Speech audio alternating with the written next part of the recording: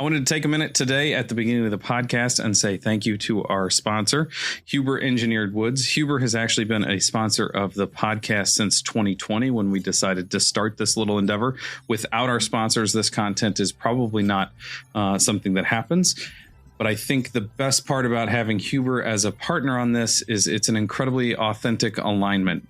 Peter, Steve, and I all use Huber Woods. I've been using Advantech Subfloor for coming on probably 21 years now. I've been using Zip System and Zip System with the insulation on the back, the Zip R, since 2013. It's a system that I believe in. That systems approach where things play well together. They have design parameters that allow you to use their system for what you're working on. It works. Their tech support's there. Their knowledge is there. I've never had an issue with their product, and it's a great thing that they've decided to sponsor the podcast. So thank you, Huber Engineered Woods. Welcome to the Unbuild It podcast. I'm your host, Peter Yost, and I got with me today Steve Basic and Jake Bruton. Yo. Hello. So we're doing a bit of a series on the 4 control layers, and this is the second one, the air control layer. So when we talk about controlling for air, we're saying that we have to have some place on the building where we separate outside air from inside air, pretty much. And my first question would be, is it really that important in all or most of the places that we build in the U.S.? I would say yeah.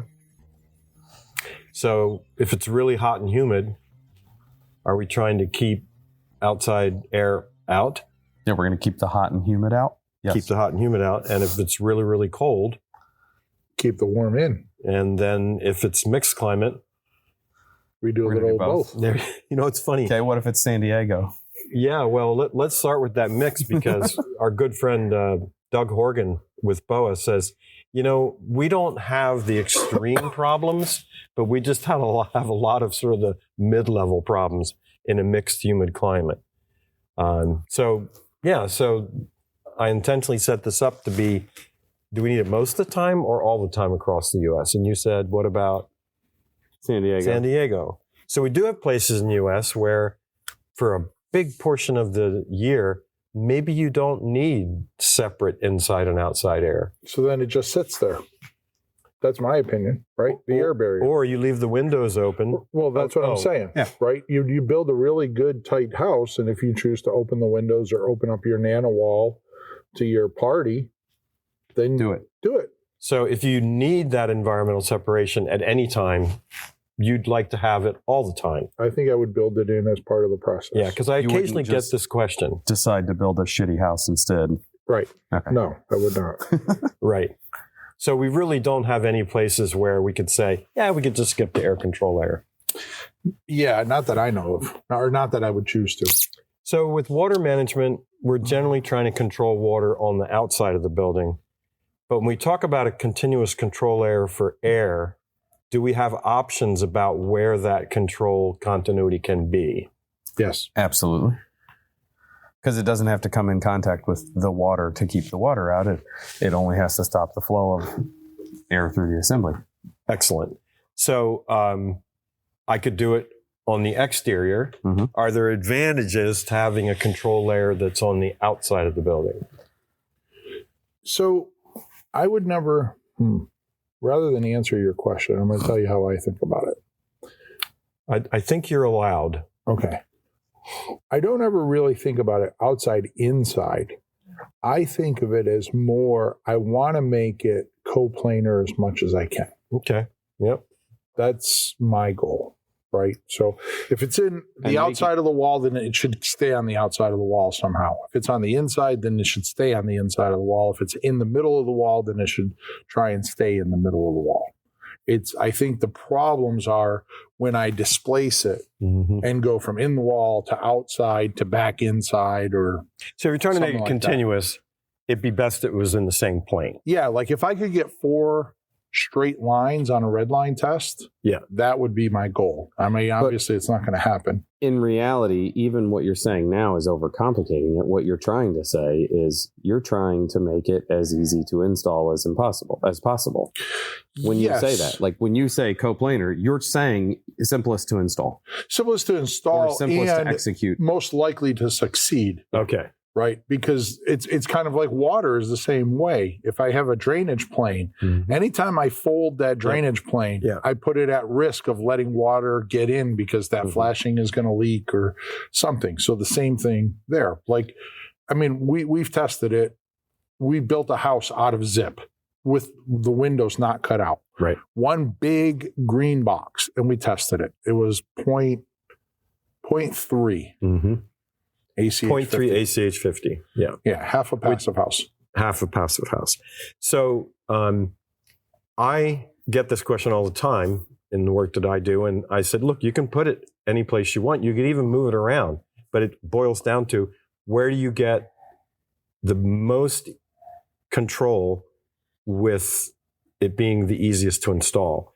And my default is the outside because you don't have intersecting interior partitions that can chop up the air control layer on the inside. And if you're putting an air impermeable insulation in the cavities, you've inherently got discontinuity wherever you have framing. Well, I agree with you, but I'm going to say it a different way. The reason why I would choose to do it outside is anytime I can link the air barrier to the water management system. Right, because if we're going to put up zip, or if we could change the subject, say we're going to put up plywood and use a Siga MyVest as a weather-resistant barrier, then the diligence needed to keep water out is pretty high, right? They have to really pay attention. So why don't I just piggyback the air barrier on that diligence?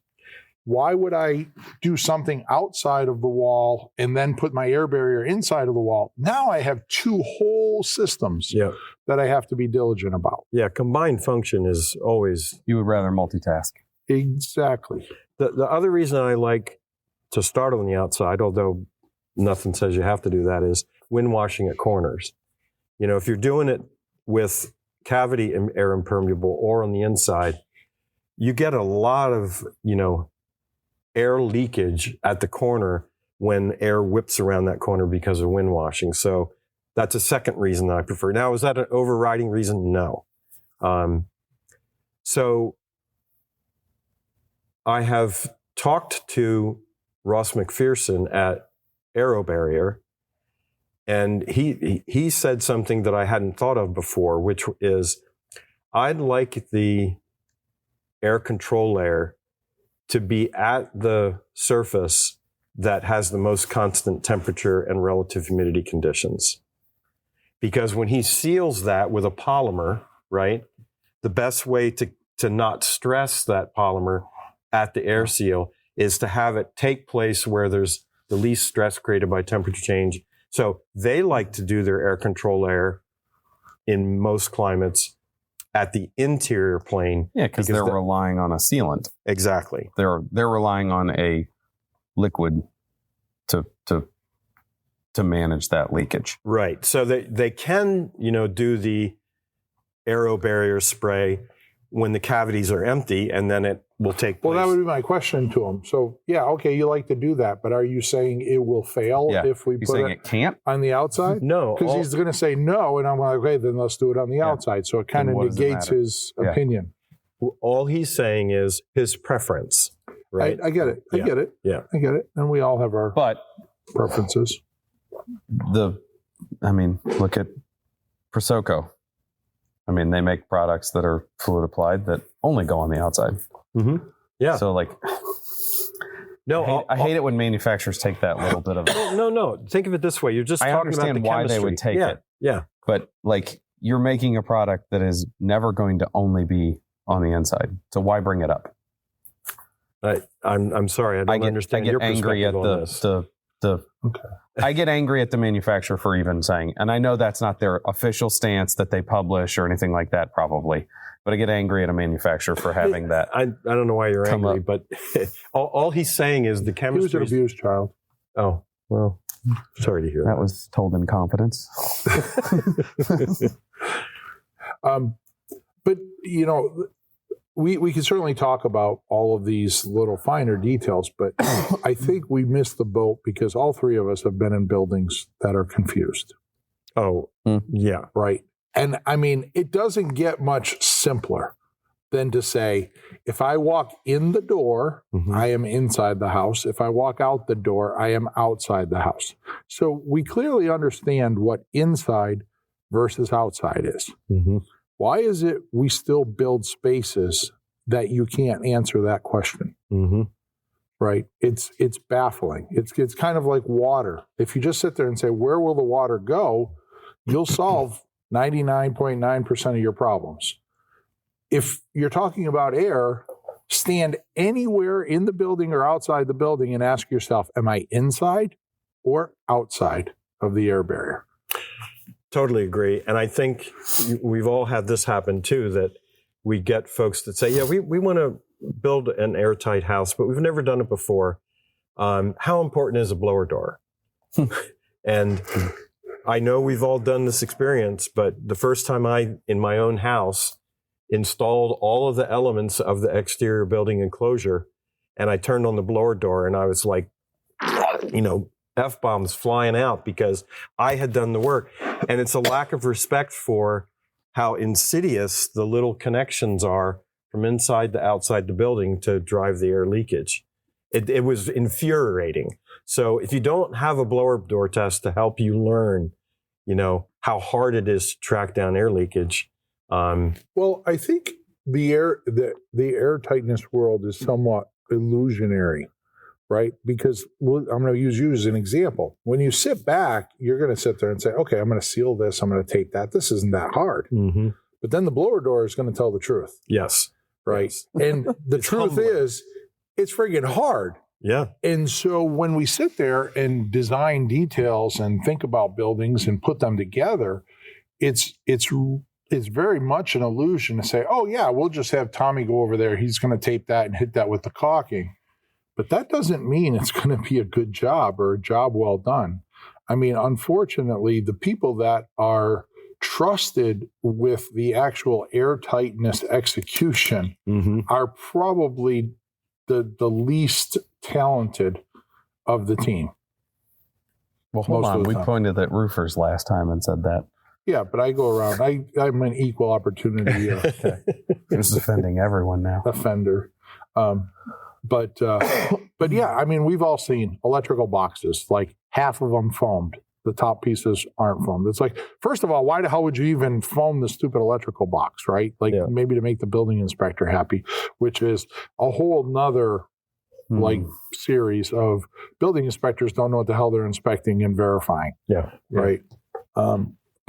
But I think when it comes to air barriers, you really need to step back and say, okay, what is the simplest and how do I fold or not fold this air barrier the least and keep it really simple? Since we're on blower doors and how important they are to track down air leakage, how many blower door tests do you do on a typical building? It depends. And I say that because if it depends on what that first number is. If it's extremely low, I don't trust it. So we'll shoot it again. Because we did one and the builder said, hey, we hit this. And I was like, yeah, I can't go around saying that. And he's like, well, we'll do it again next week if you want. And I was like, yeah, do that. And then they got it again. And I was like, that is a very hard, because we were below 0.1. Yeah. And I'm like, that's a hard pill to swallow. And he said, all right, well, I'll get somebody else. And so we had another third party, and his number was like within 5% of the original number. So we're below the 0.1. And so house. Was it open cavity at that point, or was it? Yes. Yeah. Yeah. But it was monopoly framed. It was a slab on grade. All the windows were face sealed. Like when I talk about it being the simplest, right? The window is in the plane of the zip, and it's taped to the zip.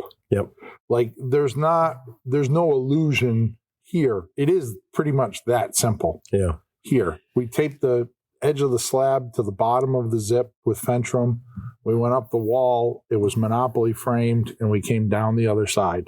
But when that house is drywall, will you do another blower door test? We have to do one for a final test of it. The reason I'm asking that is because, it was at 0.1 as a box, but then everybody comes along and cuts their own holes in it. I mean, but this homeowner is even he'll go around and flash. And still, I mean, I've been on projects where the building is complicated and somebody missed a hole. Yep. And one project was somebody drilled a hole and then changed their mind and do another route. So we have this 1.5 inch hole in the building that no one would have picked up except with the blower door and an infrared camera. And it was somebody who said, "Oh, I decided to do a different run." And so he didn't seal that hole. But I think, getting back to keeping it simple, and I do think that it's a lot easier said than done.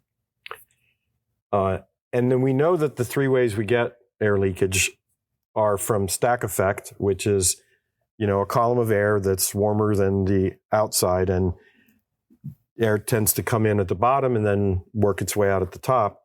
Then we have wind, which can create air leakage. And then the last one is fans. I have a project actually in Texas where I like to call it induced pressure. Induced pressure. Mechanically induced. Mechanically induced. That's even better. That's a beautiful little word. I like that, mechanically induced. I know it would make you happy today sometime. We can make a building so tight that then when we do an exhaust fan, we're pulling in outside air through whatever air leakage is left. So in this project, because it's hot and humid outside, they built a house that was really, really airtight, but didn't have a way of counteracting the negative pressure of the exhaust fans. So, well, in most of I won't even say most. In all of our houses, we usually have an ERV. So we don't have a fan turning on looking for house air to exhaust. So when you say an ERV, you're saying that you use that for spot ventilation as well? Yeah, we'll pick up from bathrooms and stuff and then exhaust that. So it's balanced. Right. Yes. Right. And then what about the Energy Star thermal bypass checklist? How often do you use that? You're such a nerd. I love you, but you're such a nerd. Yeah. If I actually told you how many hours I have in a code book, you would laugh. It's embarrassing to me as an architect. How few. Well, let me say that I asked you this because I was expecting both of you to say, I don't use that. Well, that's what I'm saying. And I don't use the checklist. I have Steve Basic's checklist. Right. And that's what I was sort of driving at, which is when you're starting out, and I do this a lot with my clients, it's like, why not start with the list that a whole bunch of experts in the 1990s got together and spent a couple of years saying, here are 24 of the most common places that we see air leakage. And so use that checklist to start, because that's often the lowest hanging fruit to get there. I think my biggest advice to either young architect, young builder, young team working on a project, if you're going to strive for good airtightness and a very good air barrier, then set up a plan, pay attention to executing that plan, and then test it with a blower door to make sure that your intent was met. If it wasn't, trust but verify. Then try and figure out. I'm just ignoring that. But yes, it's if you do that, because you can't set up a plan if you never test it. It's not worth testing if you didn't have an initial plan and intent. Right. To understand, okay, I got a really good number, but why was I successful? Right. And go around. I mean, a lot of times when we do blower door tests, we will just crank up the fan and walk around and see if we can hear or feel a leak somewhere. And this is one of my pet peeves, is that if you hire somebody to come in or the blower door test is provided by a program, then what they do is they go in and try to get out as quickly as possible. So they're setting up that blower door. They're getting it up to ACH, for a 50, and then bang, they get the cubic feet per minute quantitative analysis of the building, and then they're gone. It's like, well, wait a minute. You should do qualitative assessment. Like where is the leakage happening? Right. And for me personally, like if I'm there, fortunate enough to be there the day we're doing the blower door, like I'll be in a pissy mood because even if we hit 0.4, I'm saying, why weren't we at 0.2? Yeah. Why the hell did we fail and get up to 0.4? And so I want to crank it up and I want to go find out, like, where is this other 0.2 hiding from me? And it could be that you find 2 leaks and you have found 75% of the remaining leakage. Right. So, there's always opportunities to say, and this happened to me in a building up in northern Vermont where we had a really good number. And I said, but let's go around and figure out where it's coming. And, you move from, say, 30 minutes to do a blower door test to up to 2 hours if it's a complicated building. And we found 2 or 3 spots like the builder was like, holy crap, I had no idea. I think one of the places was where they had windows meet at an outside corner. And, there's no framing there at all. And somebody didn't or was unable to figure out how to do the taping seal at that corner from, I think they were trying to do it from both the inside and the outside. Right. But my point is I think the building culture, like you had explained, to just go do the job, do the test, build the house, and then move on is different than someone that uses that house as a lab.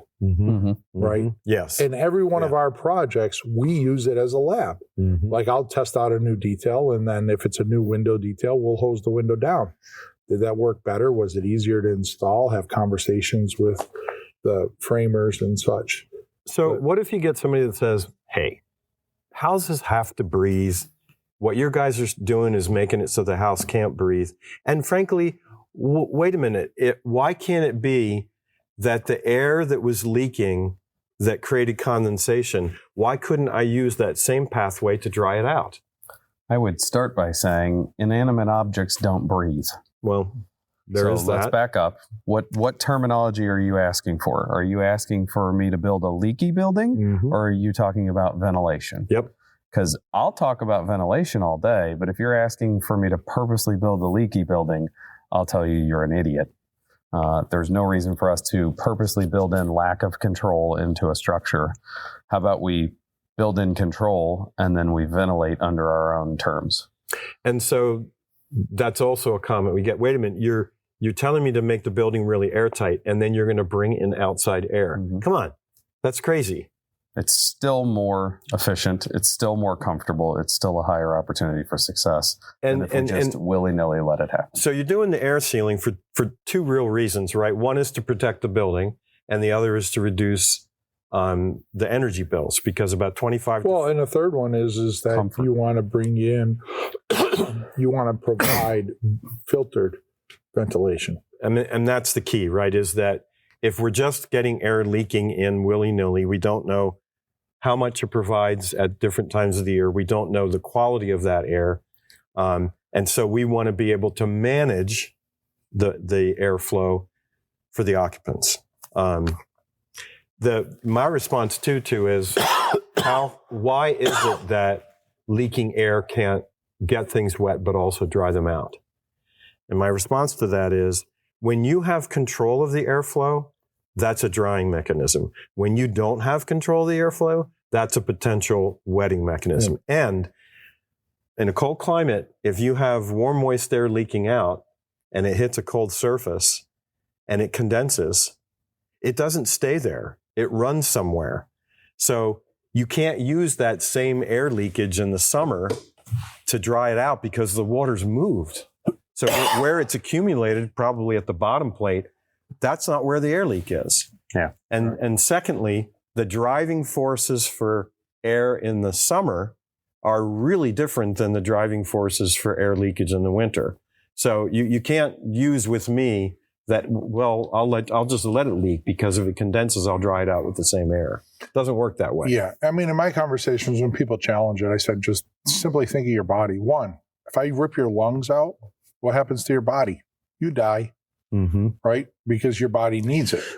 Now, is there any other way that air comes into your body? No, it comes in through a very controlled input and goes into a dedicated filtration system. I like that. Right? So why wouldn't I want that in my building? I have one more question for you, which is, And I had to drink some water. do you ever create assemblies where you would like to have both an interior continuous air control layer inside and out? I don't think so. What are you I feel like you're going, but what's Peter driving at? Yeah, what am I driving at here? I mean, drywall works as an air barrier. So in every building that we have a control layer on the outside for air, and then we have drywall on the inside, we do end up having mostly continuous. But wouldn't you say that it's pretty difficult to detail the drywall as an air control layer? I mean, really, can be. Yeah, it can be. I mean, we have done that once, I think. It was an auditorium, a pool. Oh, yeah. Okay. So we did an unvented roof assembly in the trusses. And then at the bottom of the trusses, we had a polyiso. So the attic was kind of this interstitial space between two air barriers that we treated. What I was kind of driving at is that if you build really deep assemblies, like a double wall, and you fill that with air permeable insulation, if you do your dedicated air control layer, the primary one on the outside, because that's air permeable insulation, you would want to back it up with, as best as you can, an interior control layer, because you've got a large space where there's going to be a large temperature difference across that, and it's air permeable. So it is one circumstance where it's smart to have control on both sides, because otherwise that air wanders around through that interstitial space and can, create condensation that you're not going after.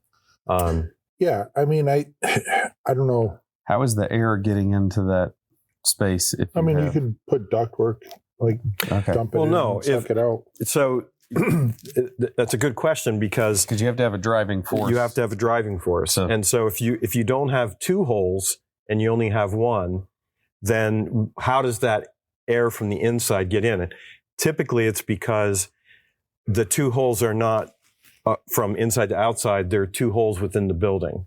Okay. And so that's how you get warm, moist air into that cavity. Gotcha. Now, I can't tell you that I've ever gone into a cavity that's a double stud wall filled with cellulose, and I've been able to prove that there was interstitial condensation because there were two inside holes that created the air leakage. But it is one circumstance that I think it's great to back up your exterior continuous air control layer with another one on the inside. Yeah. Because I often get this question, well, what could I just do like a pretty good job on the airtightness inside and out? You're really emphasizing it has to be a continuous one on one side. And my answer is, yeah, two half-assed air barriers don't add up to one good one. Pick one and stick with that. Yeah, no, that's what I'm saying. And keep it as simple as you can, because there is some illusion to it where it seems like it's easier than it actually is. I think the really, really challenging thing is trying to make an air control layer in an existing building. I mean, that is so incredibly... I guess it depends on what level of renovation you're talking about. Oh, yeah. Right. Because if you're stripping off the siding and stuff on the outside, then it's pretty easy to do. And I say this because when we did the, total gut renovation at our house in Brattleboro, I had to do that room by room. So it was pretty much, I was completely stripping the outside and the inside of all the exterior walls, but I wasn't doing them all at the same time. I was sort of doing it. It's kind of like doing surgery, for a couple hours every week for 6 weeks. That's about as painful as it was. And I never could get the blower door test below 4 ACH50. And interestingly, Betsy Pettit from Building Science Corporation I think somewhere in the mid 2000s, did a NESI presentation on like 12 to 14 deep energy retrofits that were 10 of them were on the inside, sort of room by room, and 2 to 4 were continuous projects on the outside. None of the 10 done by, folks Qualified like me. people. None of us got below 4 ACH50. Every single one that was done on the outside was at least 1 ACH50 or less. Yeah. So now I do think that aero barrier represents a real opportunity to do a better job of to assist, trying to get to that level. And it's especially good because I do think that I have more confidence in the way that aero barrier is done than I do the way that a lot of buildings try to get airtightness in renovation, which is spray foam. Because the spray foam is not driven by a blower door to show how airtight the building is. Okay, one last thing, which is if you are doing renovation, there's a great guidance that leads you to the fact that if you're going to be working on an existing building, do not insulate the building before you air seal, because all you're going to do is dig up all that insulation to go after the air leakage anyway. Yes. And you start at the top of the building, which is the attic, which is easy because it's accessible. You go to the bottom of the building, which is focused at the rim joist. If it's not a finished basement, that's accessible. Then you do shafts connecting the air leakage at the top of the bottom. And the last thing you go after is the exterior walls, which is really surprising to most people. Shouldn't I replace my windows to make the building more airtight? Well, you could, but that's not the major problem. Start with the other areas. And it's not the easiest problem to solve. I get to see a lot of comments like these guys are just trying to make houses expensive. Air sealing is probably one of the least expensive events if it's done properly. Yeah. Mm-hmm. Right? Like if you're buying it's a done couple in planning stage and then it's executed wisely. If you're really buying 5 cases of caulking or sealant, right? At what? Maybe $60 a case or something. So it's like it's under $500 to change that number significantly. This is where also, Steve, I think that if the architect is working on designing in a continuous air controllator, that's a hell of a lot better than sort of trying to go after the fact and connect all the dots. The connecting of the dots has to happen in cross section with the architect. No, definitely. Yeah. Definitely. One thing you didn't mention for renovation that I think a lot of people forget, you can't just show up and air seal. You should blower door test and then start the work, because the whole point is that you are there to make an improvement. And so often we show up and just go, we're going to make this better. Yeah. We don't know where we started. And, I've had some people say, I tried to do the blower door test, but it was so leaky. I couldn't get I couldn't get the blower door to tell me what the ACH50 was. I thought, who cares what the number is at that point? If it's that leaky, use the blower door test to show you where those huge leaks are. Yeah. Good. Buying a blower door as a builder was a great thing for us. It allows us to not have to be worrying about what the clock says when we're there fiddling and doing 3 blower door tests on a building over the course of a building. We don't have to charge the client for the door, the $800 blower door test or something. We can just show up with our door, blow it, and charge our labor rate for while we're there. Remember at Artistic Homes, they decided finally to do sort of in-house testing because they were building houses so fast that they wanted to be able to say. They had probably the very best system that I knew of. Yeah. Right? Because the guy's name was Mike Sanchez. Yep. I remember Mike. So Mike and I, we designed like 3 or 4 different mechanical rooms.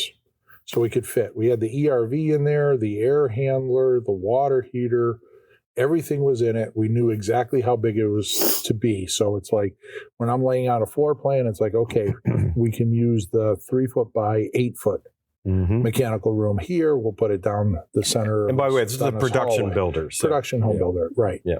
And, but the thing about Mike was Mike did all of the manual J and that. Then he came back and did the blower door testing and the duct blaster testing and commissioning. I didn't know that. As well as he commissioned the air handler, the water heater, and the ERV. So you had one guy that had institutional knowledge of everything. Yeah. The intent, the plan, the design, and the commissioning. That was the really neat thing about working with the Wade family is that they looked at production building as a systems approach. You know, Yeah. they thought, if we're going to do this, we have to figure out how to apply it. Jerry didn't like wasting time. But he understood that, hey, I can build houses really fast and sloppy, but I can figure out how to build them fast and high performance. Yeah, and we don't have to change the time. We can just build it better. And pretty much, yeah, he had the fear of, everybody was in fear of Jerry. Yeah. Everybody, including me. Like when Jerry called, I was like, okay, hopefully this is a happy call. Yeah. But he wasn't, he was demanding, but he wasn't cruel. Oh, he never raised his voice or anything. Yeah, He was like the Godfather. Like, you know, I think maybe you should have those drawings done by the end of the week. That's funny. That would be very, very helpful. And then he would just leave it at that. So that's the second in our control layers. If you have questions, send them to questions@unbuilditpodcast.com. You got it right. I got it right. And Wow. and I'll have some resources on on this episode. I'm going to talk about Albert Einstein. Cool dude. Genius. Absolute genius. But did you know he had a brother? No. He had a brother, Frank. He was a monster.